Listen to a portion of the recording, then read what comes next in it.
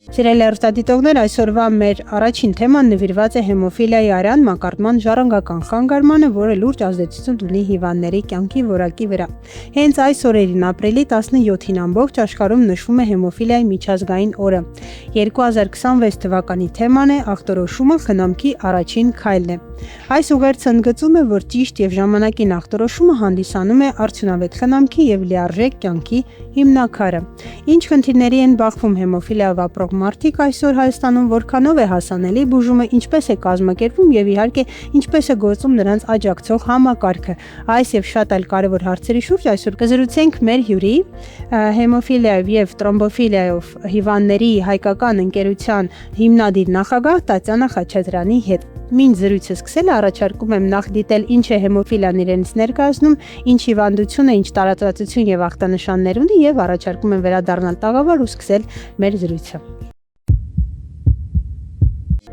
Հեմոֆիլիա հիվանդություն, որի դեպքում խանգարվում է արյան բնական մակարդման գործընթացը, բնորոշվում է բարձր արյունահոսելիությամբ։ Հիվանդության հիմնական պատճառը ժառանգականությունն է, փոխանցվում է գեների միջոցով ամենից հաճախ ախտահարելով տղամարդկանց, մինչդեռ կանայք սովորաբար կրողներն են։ Հազվադեպ այն կարող է զարգանալ նաև կյանքի ուշ շրջանում իմունային համակարգի խանգարումների պատճառով։ Հեմոֆիլիայի հիմնական ախտանիշներից են երկարատև արյունահոսությունները, նույնիսկ փոքր վնասվածքներից հետո, հաճախակի կապտուկների առաջացումը, միջմկանային եւ ներհոդային արյունահոսությունները, ինչպես նաև խոշոր հոդերի արյունազեղումները։ Ծանր դեպքերում հնարավոր են նաև ինքնաբուխ ներքին արյունահոսություններ։ Ժամանակակից արյունաբանությունը զգալի առաջընթաց է գրանցել հեմոֆիլիայի բուժման եւ կանխարգելման ոլորտում։ Առողջ մարդկանց արյան պլազմայից ստացվող հատուկ խտանյութերի կիրառումը օգնում է կանխել արյունահոսությունները, իսկ հոդերի ախտահարման դեպքում մշակվել են բուժական ֆիզկուլտուրայի արդյունավետ մեթոդներ։ Եվ այնուամենայնիվ, ժամանակակից բժշկությունը հասել է այն մակարդակին, որ ժամանակին ախտորոշման եւ ճիշտ բուժման դեպքում հեմոֆիլիա ունեցող մարդիկ կարող են վարել ակտիվ եւ լիարժեք կյանք, պահպանելով դրա բարձր որակը։ Դե ինչ վերադարձանք տաղավար եւ սկսենք մեր զրույցը։ Տիկին Խաչատրյան, խնդրեմ նախ խոսենք այն մասին, ինչ նպատակով է ստեղծվել հեմոֆիլիայի ասոցիացիան Հայաստանում, ինչ գործառույթ ունի։ Հեմոֆիլիայի ասոցիացիան ստեղծվել է 1997 թվականին։ 98 թվականին մենք դարձել ենք հեմոֆիլիայի միջազգային կազմակերպության լիիրավ անդամ, նույն թվականին նաև անդամակցել ենք Եվրոպայի կոնսորցիումին։ 1997 թվականին ես գտնվում էի Գերմանիայում, իմ որդին այնտեղ էր բուժում ստանում, ես ծառայության մեջ էի, աշխատում էի Գերմանիայում եւ մոտիկից ծանոթացա այնտեղ հեմոֆիլիայի բուժմանը։ Այդ ժամանակ մեզ մոտ դեղամիջոցներն էին կրիոպրեցիպիտատը եւ սառեցված պլազման, իսկ երկարատև այդ դեղամիջոցները ներարկելու դեպքում արյան մեջ առաջանում էին հակամարմիններ, որոնք ժամանակի ընթացքում կրկնակի եռակի ներարկման դեպքում առաջանում էին ռեակցիաներ եւ դա խանգարում էր բուժմանը։ Եվ այդ ժամանակ մեր հիվանդների, ճիշտն ասած, ես հիվանդներ չեմ ասում, ես հիմա ասում եմ հեմոֆիլիա ունեցողներ, որովհետեւ հիվանդ բառը մի քիչ դժվար է ասոցացվում։ Այո։ Եվ այդ ժամանակ մեզ մոտ հեմոֆիլիա ունեցողների կյանքի միջին տևողությունը ընդամենը 24 տարի էր։ Եվ այդ ժամանակ, երբ որ ես գտնվում էի Գերմանիայում եւ մոտիկից ծանոթացա արդեն բուժման ձևերին, 8-րդ, 9-րդ գործոններով էին բուժումը իրականացնում, արդեն մեր բժիշկը ներկայացրել է A, B, C հեմոֆիլիայի տեսակների մասին, ըստ դրա 8-րդ, 9-րդ եւ 10-րդ գործոններն էին ներարկում։ Եվ այդ ժամանակ բժիշկների հետ խորհրդակցելով Գերմանիայում նրանք ինձ օգնեցին եւ ուղղություն տվեցին, թե ինչպես կարող եմ ստեղծել կենտրոն եւ զբաղվել մյուս հիվանդների առողջական վիճակով։ Եվ այդպես էլ ես որոշեցի վերադարձա Հայաստան, մի քանի ակտիվ ծնողների հետ համագործակցելուց հետո մենք որոշեցինք ստեղծել հեմոֆիլիայով հիվանդների հայկական ընկերություն։ Եվ այդպես էլ եղավ 97 թվականին արդարադատության նախարարության միջոցով մենք ստեղծեցինք հեմոֆիլիայի ընկերությունը եւ սկսեցինք աշխատանքները։ Սկզբից իրազեկման աշխատանքներ ենք կատարում եւ հիվանդների եւ բժիշկների միջև գնում էինք շրջաններ, տարբեր բժիշկների էինք հանդիպում, հավաքագրեցինք բոլոր հիվանդներին, ճիշտն ասած մենք շատ դժվարություններ ունեցանք, որովհետև մեզ չէին ընդունում ոչ բժիշկները, ոչ նախարարությունը, բավականին դժվարությամբ մենք կարողացանք իրազեկման աշխատանքներ կատարել եւ հիմնեցինք հեմոֆիլիայով հիվանդների ընկերությունը։ Իսկ 2003 թվականին Համաշխարհային ֆեդերացիայի եւ մեր կառավարության միջև կնքվեց հուշագիր, այդ հուշագրի մեջ նշված էին այն բոլոր քայլերը, որ պետք է կատարեր եւ մեր առողջապահության նախարարությունը եւ հեմոֆիլիայով հիվանդների հայկական համաշխարհային ընկերությունը։ Ու 2003 տարի հետո 2006 թվականին մենք ստեղծեցինք կենտրոնը, որի ասոցիացիայի պահանջներից մեկը նաեւ կենտրոնի ստեղծումն էր Արյան ինստիտուտում։ Եվ այդպես սկսվեց մեր աշխատանքները։ Շատ vocation-չող էր եւ շատ հուզիչ էր պատմությունը, շնորհակալ եմ, որ կիսվեցիք, կարծես թե անձնական փորձից, այդ մարտահրավերը դուք վերցրել եք ձեր ձեռքը, ինչքան դժվարությունների, խոչընդոտների հանդիպելով, այսօր հանդիսանում եք նույնիսկ ասոցիացիայի հիմնաքարերից կարելի ասել, ի նկատի ունի եւ առողջապահական ոլորտի եւ բժիշկների միջև այդ կամուրջն եք ստեղծել եւ շատ իրոք vocation-չող էր լսել այդ պատմությունը, հետաքրքիր է նաեւ լսել տարածվածությունը Հայաստանում առհասարակ ինչպիսի վիճակագրություն կա մեծահասակների եւ փոքրիկների շրջանում։ Ուրեմն այսպես ըստ առողջապահության միջազգային կազմակերպության յուրաքանչյուր երկրում 10,000-ից մեկը ունենում է հեմոֆիլիա։ Այսինքն եթե մենք 3 միլիոն եւ մի փոքր ավել ենք, մեզ մոտ այսօր գրանցված ունենք 325 հեմոֆիլիայով հիվանդներ, որոնցից 40%-ը երեխաներ են։ Բնականաբար երեխաների մոտ մի քիչ դժվար է բուժումը իրականացվում, որովհետև միջև հարմարվում են բուժման մեթոդներին, մի փոքր ժամանակ է անցնում։ Իդեպ այս հիվանդությունը իծնե է, բժիշկներն անպայման նշած կլինեն, որ կա ժառանգական ֆակտոր, բայց այսօր բժշկությունն արդեն ապացուցել է, որ կա նաև ձեռքբերովի։ Օրինակ իմ մոտ ձեռքբերովի է, մեծ տղաս հիվանդ է, փոքրս առողջ է։ Դա ես Գերմանիայում ստուգել եմ, ընդ որում ընտանիքի բոլոր անդամներին մայր, քույր, կանացի գծով բոլորը անպայման ներկա են գտնվել եւ ապացուցվել է, որ իմ մոտ ձեռքբերովի է։ Ձեռքբերովի է։ Իսկ ինչ դժվարությունների են հենց առնչվում, տեսեք, կա ասոցիացիա, վարող բժիշկներ, առողջապահական նախարարություն եւ առհասարակ համակարգ, բայց այնուամենայնիվ մենք գիտենք յուրաքանչյուր վիճակում մարդ ինչ որ պահի իրեն միայնակ է զգում կամ ինչ որ էլի մարտահրավերների է հանդիպում, որոնք են այն հիմնական դժվարությունները, որ կարող են հեմոֆիլիայով մարդիկ ունենալ։ Հեմոֆիլիա ունեցող մարդիկ առաջինը որ բախվում են, դա դպրոցն է, մանկապարտեզն է, որտեղ պետք է ծնողները անպայման մեծ ուշադրություն դարձնեն, օրինակ շատ ծնողներ ունենք, որ թաքցնում են հիվանդությունը, չեն ասում մանկապարտեզում, չեն ասում դպրոցում, անգամ ամուսնության ժամանակ տեղյակ չեն պահում, որի պատճառը դառնում է նաև ամուսնալուծությունները, չի կարելի թաքցնել, եւ ծնողը այստեղ անելիք շատ մեծ անելիք ունի, պետք է եւ դպրոցում եւ մանկապարտեզներում անպայման զգուշացնել, համագործակցել, անգամ եթե պետք է առաջին օրերին իրենք ներկա լինեն, անպայման բոլոր աշխատողներին այդ մասին ներկայացնել, որպեսզի արունահոսությունների կամ հարվածների դեպքում առաջին օգնությունը ցուցաբերելու հնարավորություն ունենան։ Այսինքն այստեղ եւ մի կողմից հարազատի եւ նաեւ սոցիումի կողմից որոշակի էլիսմը ստերեոտիպ մտածողություն է կամ խարանից վախն է, որ վախենում են, խուսափում են, բայց դա կարող է հետևանքներ ունենալ եւ ավելի ցանկալի է նույնիսկ իրազեկել եւ ինչու ոչ սկզբից օրինակ ծառայել, ինչին ուշադրություն դարձնեն կամ ինչպես խուսափեն հնարավոր վնասից, հա։ Եթե կարելի է մեկնաբանեք, ինչի նկատի ունենք, ինչից պետք է խուսափեն, ինչից ավելի զգուշ լինեն։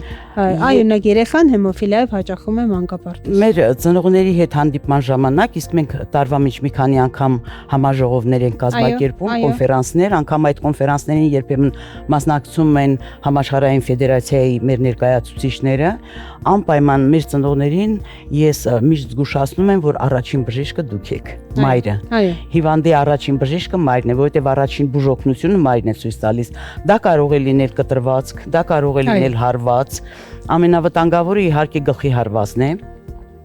Բայց քանի որ մենք այսօր ունենք կենտրոն, այն ժամանակ ես ինքս էի դա ամբողջը իրականացնում, պետք է անմիջապես տեղափոխվել, եթե մեծ հարված է, պետք է տեղափոխվել հիվանդանոց եւ առաջին օգնությունը այնտեղ ցույց կտան։ Իհարկե անմիջապես ներարկում են կատարում 8-րդ, 9-րդ կամ 10-րդ գործոն, նայած երեխան A, B, C ֆակտորով է տառապում թե ոչ եւ այդ հավանական արյունահոսությունը կանգնեցնելու համար։ Եթե առաջիկա մի քանի ժամվա մեջ արյունահոսությունը դադարեցնենք, հնարավոր է այլևս արյունահոսություն չլինի։ Իսկ սովորաբար մեր հիվանդները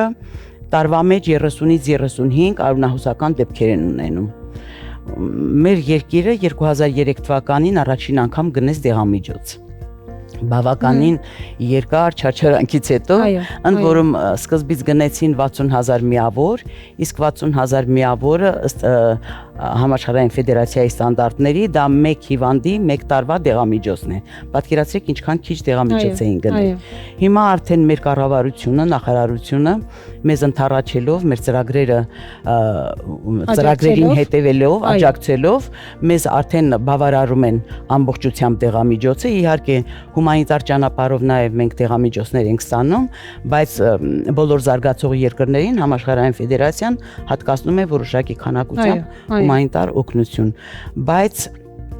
ժամանակի ընթացքում մենք պետք է կարողանանք հրաժարվել այդ հումանիտար օգնությունից, որովհետև այլ զարգացող երկրներ նույնպես ներառվում են համաշխարհային ֆեդերացիայի կազմի մեջ եւ բնականաբար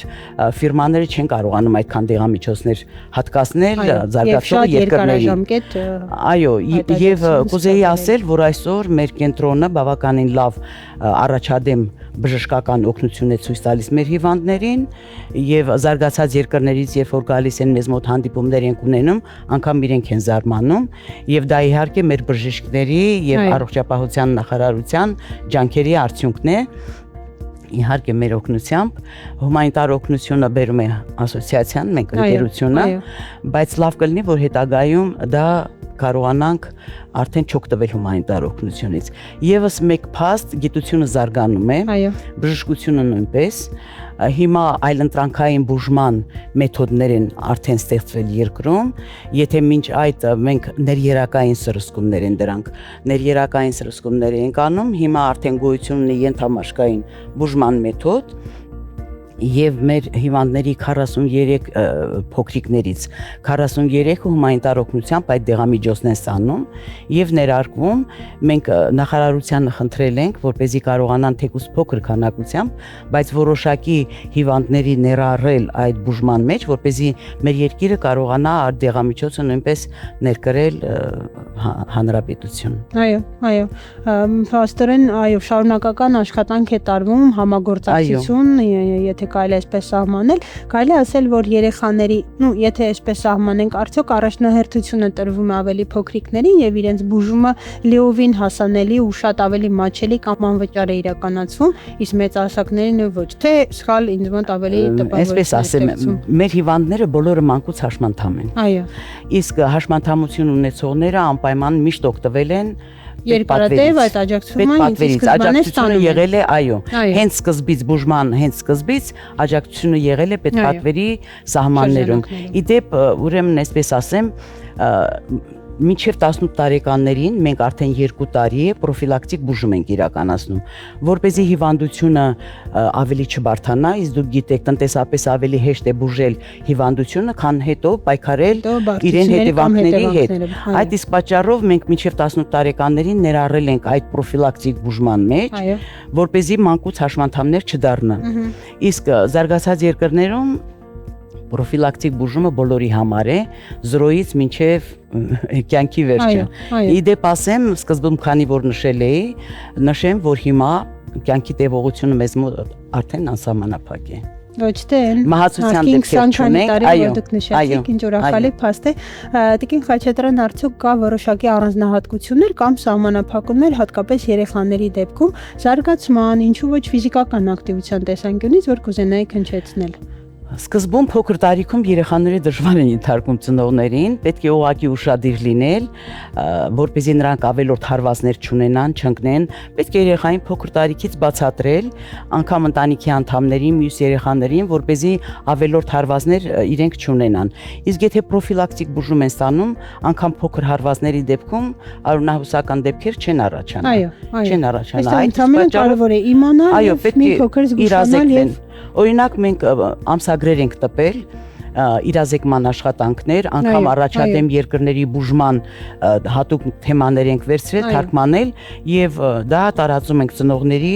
շրջանում, բժիշկների շրջանում, անգամ շրջաններ գնալու դեպքում բոլոր բժիշկներին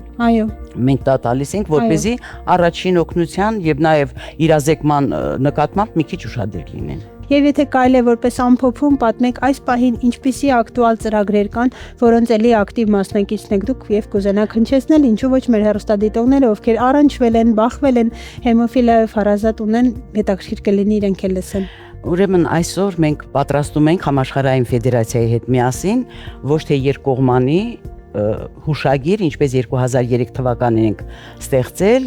նոր հուշագիր ստեղծենք արդեն եռակողմ Համաշխարհային ֆեդերացիայի, մեր կառավարության իդեմս առողջապահության նախարարության եւ ասոցիացիայի միջև եւ համապարփակ այն ծրագրերը, որոնք պետք է կատարենք առաջիկա 5 տարիներին, ներառենք այդ փաստաթղթի մեջ։ Այդ մասին նախարարությունում ենք մենք տեղյակ պահել եւ պատրաստվում ենք, որ այդ փաստաթղթը կյանքի կոչենք։ Բացի դրանից մեզ մոտ շատ պլաններ կան, իհարկե այդ բոլորի մասին փոքր ժամանակի մեջ տեղավորվել չենք կարող, նաև ուզում ենք գենետիկայի ինստիտուտի հետ, մենք գենետիկայի կենտրոնի հետ համագործակցում ենք, արտասահմանում օրինակ 1-2 երեխայի էկոյով առողջ բեղմնավորվում է կատարվում առողջ խրոմոսոմի հետ եւ հետագայում եթե մայրը փոխանցող է, երեխան առողջ է ծնվում։ Մենք ուզում ենք այդ փորձը եւս Հայաստանում իրագործել եւ աշխատում ենք այդ ուղղությամբ։ Եվ վերջում կուզեի ասել, որ հեմոֆիլիան դատավճիռ չէ, դա շաքարախտի նման հիվանդություն այսօր կարելի է անվանել, պետք չէ ծնողներին վախենալ, շրջապատը պետք չէ այդքան մեծ զգուշությամբ վերաբերվել երեխաների հետ, ուղղակի դա կյանքի որակ է, պետք է հարմարվել դրան։ Շատ շնորհակալ եմ ձեր փորձի կիսվելու համար, ձեր կերպարի եւ տեսակի այսքան պայքարի համար, որ դուք մղում եք տասնյակ տարիներ շարունակ եւ դա արել եք ոչ միայն ձեր երեխայի, այլ հազարավոր մարդկանց համար, ում դուք մինչ օրս օգնում եք։ Շնորհակալ եմ շատ։ Հիշեցնեմ, որ մենք այսօր խոսեցինք հեմոֆիլիայի մասին, ինչպես Տիկին Խաչատրյանը ասեց, դա ոչ թե հիվանդություն է, այլ վիճակ է, որը վերահսկելի է եւ անվանեց հեմոֆիլիայով մարդկանց առանձնահատուկ, ովքեր կարող են համագործակցել ասոցիացիայի հետ եւ շատ ինֆորմացիա, ինչու ոչ նաեւ ծրագրերի մասնակից լինել ու մեծ աջակցություն ստանալ։ Այս պահին հիշեցնեմ, որ մենք զրուցեցինք հեմոֆիլիայով եւ տրոմբոֆիլիայով հիվանդների հայկական ընկերության հիմնադիր տնօրեն Տանյա Խաչատրյանի հետ, գնացինք առաջ։